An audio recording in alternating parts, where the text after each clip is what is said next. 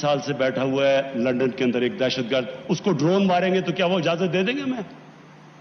अब सोचिए अगर इंग्लैंड में हम ड्रोन अटैक कर दें उसके ऊपर तो क्या इजाजत देंगे वो हमें? तो अगर वो नहीं इजाजत देंगे, ऑपोजिशन की अभी तक डिबेट नहीं हुई, तो मैं इनको रिक्वेस्ट करूंगा कि ये तो कोई गवर्नमेंट ऑपोजिशन की बात नहीं है, ये तो पाकिस्तान की डेमोक्रेसी की फ्यूचर है।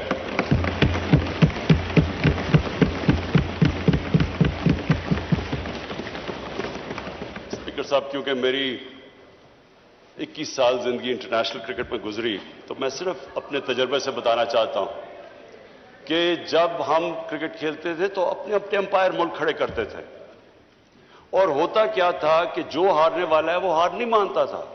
कहते जो हारता था मुखालिफ मुल्क में जाके वो कहते थे जी अंपायरों ने हमें हरा दिया। और मुझे फख्र है इस चीज पे कि मैं एज पाकिस्तान कैप्टन पूरी कैंपेन की, और पाकिस्तान वो मुल्क था जिसने क्रिकेट हिस्ट्री में पहली दफा न्यूट्रल अंपायर्स खड़े किए।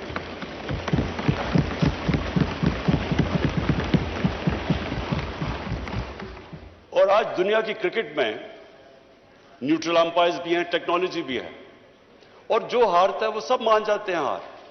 यानी सारा जो क्रिकेट के अंदर जो फेयरनेस थी वो उस लेवल पे है कि अब ये इशू खत्म हो गया अंपायरिंग का। मैं ये रिक्वेस्ट करता हूं कि अब टाइम आ गया है कि हम भी इलेक्शन लड़ें और किसी को ये फिक्र ना हो कि जी मुझे कोई धांधली से हरा दिया जाएगा।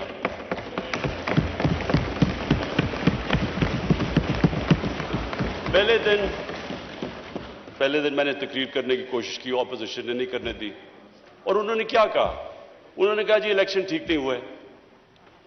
जब इलेक्शन ठीक नहीं हुए तो बताना था कि किस तरह ठीक नहीं हुए। जब ट्रंप ने कहा कि इलेक्शन ठीक नहीं हुए तो उनके मीडिया और पब्लिक ने कहा कि सबूत दो कि ठीक नहीं हुए।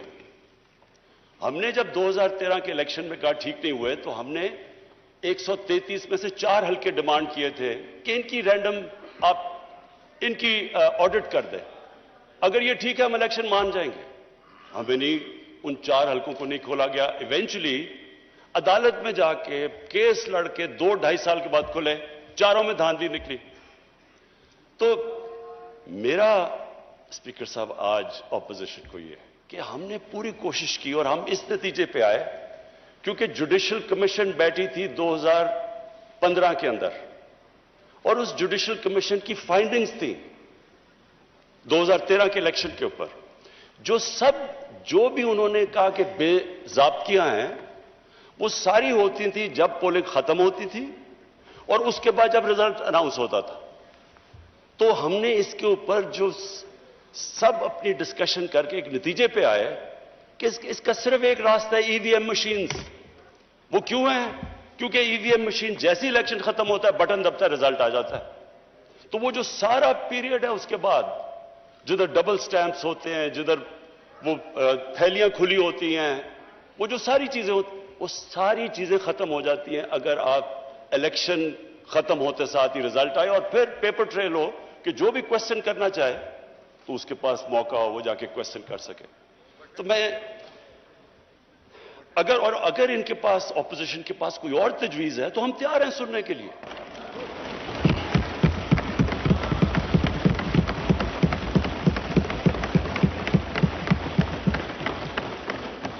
लेकिन ये तो कोई हर इलेक्शन, अगर आज आप कुछ इसमें कोई रिफॉर्म नहीं करेंगे, ये तो फिर हर इलेक्शन के अंदर यही सिलसिला होगा, जिस तरह बाय इलेक्शन, जिस तरह सेनेट के अंदर। तो ये एक मेरी रिक्वेस्ट थी। अच्छा जी, अब मैं इस बजट के ऊपर आता हूं। मैं इस बजट के ऊपर बात करने से पहले अपनी विजन की बात करना चाहता हूं कि हमारी विजन क्या है पाकिस्तान की, और जो बजट है वो रिफ्लेक्ट करना चाहिए जो एक मुल्क की विजन है। मुझे खुशी इसलिए, और मैं शौकत तरीन आपको और आपकी सारी इकोनॉमिक टीम को आज खराज तहसीन इसलिए पेश करता हूं कि आपने जो मेरी विजन थी पाकिस्तान की उसके मुताबिक आपने बजट बनाया।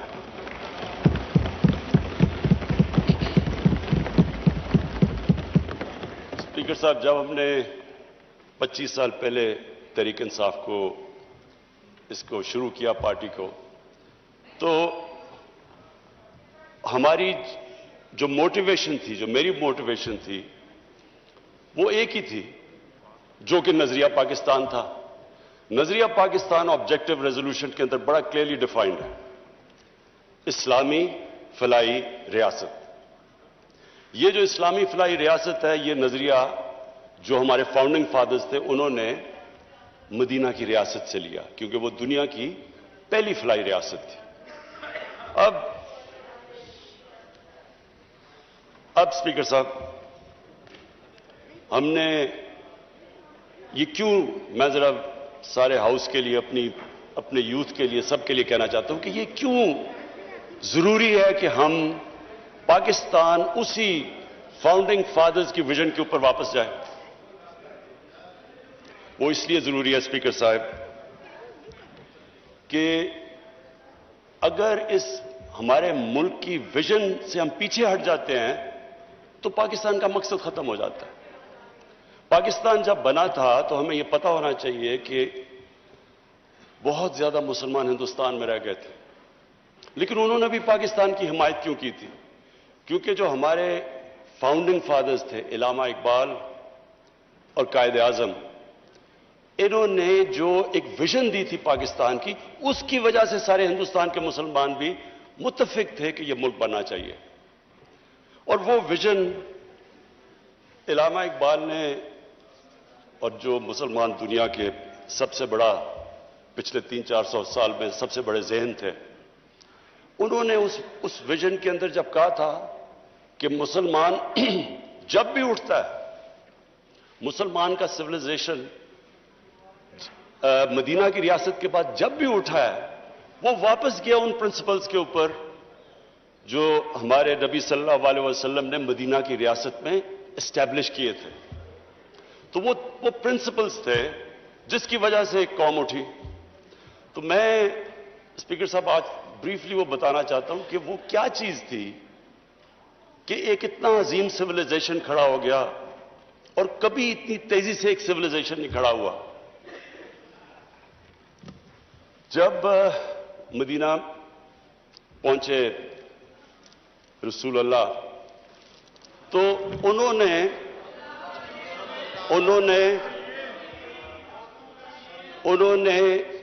मदीना की रियासत में जो प्रिंसिपल्स तय किए, ये दुनिया की तारीख इसकी गवाह है कि उनके मदीना के आने के बाद 13 साल के बाद जो एक सुपर पावर थी वो उनके सामने उसने घुटने टेके, बैजेंटाइन एम्पायर, और 14 साल के बाद पर्शियन एम्पायर उनके सामने घुटने टेक गया। ये तारीख का हिस्सा है। और उसके बाद जो वो सिविलाइजेशन उन्होंने सेटअप किया, वो दुनिया का सबसे अजीम सिविलाइजेशन था। उसने सिर्फ ये नहीं कि वो दुनिया में फैल गया, उन्होंने जो सिविलाइजेशन सेटअप किया, उसकी वजह से जो आज मॉडर्न दुनिया बनी है, वो उस सिविलाइजेशन ने सारे जो ग्रीक फिलॉसफीज जो दुनिया में, जो हिंदुस्तान में फिलॉसफीज थी, उनकी ट्रांसलेशंस की, उनको डेवलप किया। हर फील्ड में वो आगे निकले, साइंस में, मेडिसिन में। और उसके बाद वो जब बाद में हमारा जब सिविलाइजेशन नीचे गया तो यूरोप ने टेक ओवर कर लिया। तो वो क्या असूल थे? वो 3 असूल थे, और जो हमने अपनी पार्टी बनाई 25 साल पहले, तो हमने वो 3 असूल रखे: इंसाफ, इंसानियत और खुददारी।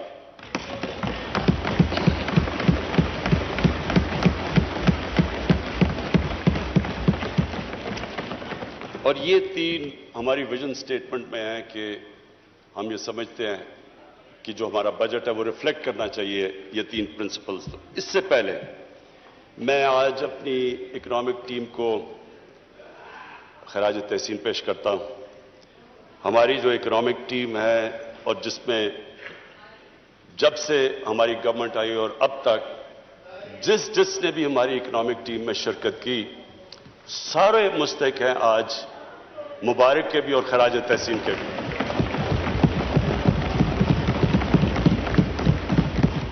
इस हॉल में स्पीकर्स, हमारे स्पीकर्स ने सब ने बताया कि किस तरह का पाकिस्तान हमें मिला। जब हमारी गवर्नमेंट आई तो जो सबसे बड़े हमें प्रॉब्लम था वो जो टर्म इस्तेमाल करते हैं करंट अकाउंट डेफिसिट। जो करंट अकाउंट है वो मैं आम लोगों के लिए समझाने के लिए कि करंट अकाउंट का मतलब ये है कि मुल्क में डॉलर्स कितने आ रहे हैं और मुल्क से बाहर कितने डॉलर्स जा रहे हैं। उसका पाकिस्तान की तारीख का सबसे बड़ा डेफिसिट था। उसका मतलब ये कि हमारी जो करेंसी थी वो खतरे में थी, क्योंकि इतना बड़ा जब खसारा था, डॉलर्स की कमी थी। डॉलर्स की कमी थी तो डॉलर्स ने ऊपर जाना था, करेंसी ने डीवैल्यू होना था।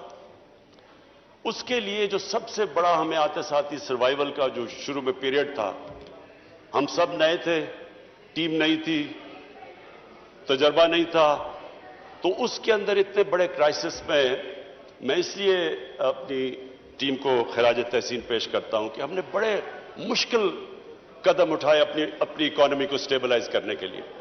तकलीफ दे थे, और स्पीकर साहब वो तकलीफ दे ऐसे थे कि आप एक मुल्क, अगर घर की मिसाल ले लें, मैं सबके लिए एक आसानी पैदा करना चाहता हूं कि हमारे सारे जो भी आज देख रहे हैं सबको समझ आ जाए कि वो क्या मुश्किल थी पाकिस्तान को।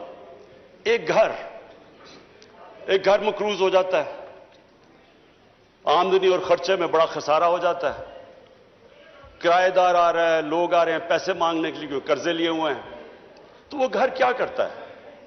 वो सिर्फ दो चीजें कर सकता है, अपने खर्चे कम करता है और अपनी आमदनी बढ़ाने की कोशिश करता है। तो जब वो अपने खर्चे कम करता है, तकलीफ होती है घर को। खर्चे जब कम करता है, अगर आपके बच्चा एक अच्छे स्कूल में जा रहा है, उसको आपको निकाल के दूसरे उस स्कूल में गवर्नमेंट स्कूल में डालना पड़ता है। अगर आपका गाड़ी है तो मोटरसाइकिल, अगर मोटरसाइकिल है तो साइकिल लेना पड़ता है। वो जो भी मुल्क, जो भी घर इस सिचुएशन में होता है, उसको इस मुश्किल वक्त से गुजरना पड़ता है जब तक उसकी आमदनी ऊपर नहीं आती।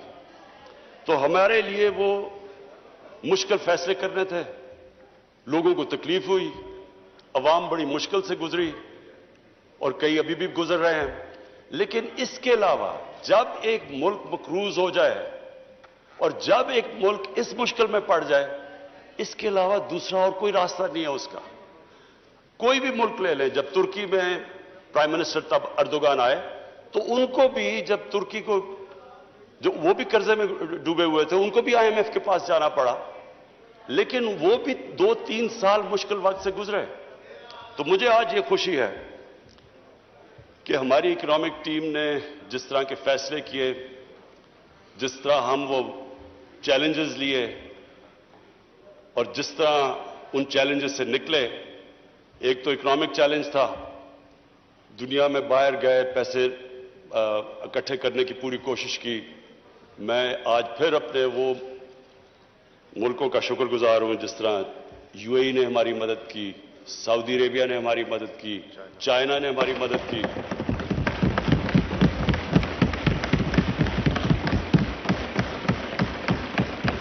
और इन्होंने हमें डिफॉल्ट से बचा दिया। डिफॉल्ट का भी मैं मतलब आम लोगों की लिए समझा दूं कि डिफॉल्ट का मतलब यह होता है कि जब आप अपने लायबिलिटीज, आपके पास पैसा नहीं होता लायबिलिटीज देने का। जैसे ही एक मुल्क डिफॉल्ट करता है तो सबसे बड़ा उसके ऊपर जो मसला आता है उसकी करेंसी पे आता है। तो जैसे जैसे आपकी करेंसी गिरती है, मुल्क में महंगाई बढ़ जाती है, गुर्बत बढ़ जाती है, सारी इन्वेस्टमेंट रुक जाती है। तो डिफॉल्ट से बचने के लिए एक गवर्नमेंट पूरी कोशिश करती है और IMF के पास भी इसलिए जाती है। हमने शुरू में जब हमारी IMF से नेगोशिएशंस थी, हमने कोशिश की कि हम ना जाएं। हमने कोशिश की कोई और कोई तरीका निकला है, क्योंकि इतना बड़ा खसारा था $20 अरब का। जो IMF कंडीशंस दे रही थी वो बड़ी मुश्किल थी, उससे लोगों को बड़ी तकलीफ होनी थी। इसलिए हम कोशिश करते रहे कि हमें कोई और सोर्सेज से पैसा मिल जाए, लेकिन आखिर हमें जाना पड़ा। और IMF की जो कंडीशंस थी वो मुश्किल थी और उससे अवाम को तकलीफ थी। अब इस चैलेंज से निकल ही रहे थे, कोरोना आ गया। और कोरोना के अंदर सारी दुनिया के अंदर जो, अगर आप देखें कि जो इंपैक्ट पड़ा है कोरोना का, उनकी इकॉनमी के ऊपर, सारी दुनिया के ऊपर इंपैक्ट पड़ा। तो एक इकॉनमी जो पहली तकलीफ में थी, उसके ऊपर से कोरोना आ गया। मैं आज फिर से, मैं पहले भी इनको खराज तहसीन पेश कर चुका हूं, अपनी एनसीओसी असद उमर आपकी और आपकी टीम को।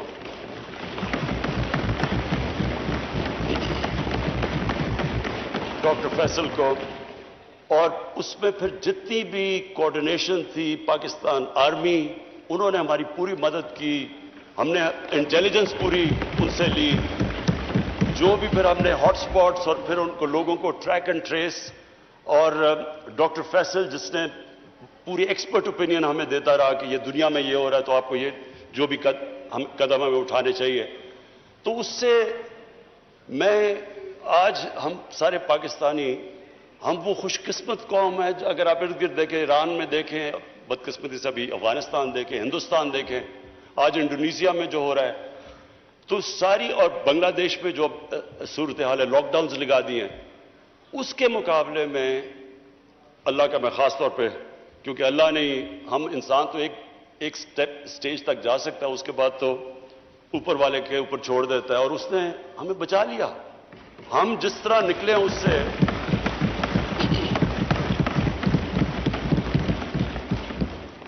और मैं सिर्फ एक चीज कहूंगा कि मेरे ख्याल में, ये मेरा ईमान है अल्लाह पे, क्योंकि वो गरीब की आवाज सुनता है, हम इसलिए भी बचे कि हमने बड़ी जल्दी ये फैसला किया कि हम पूरा लॉकडाउन नहीं लगाने लगे, क्योंकि उसमें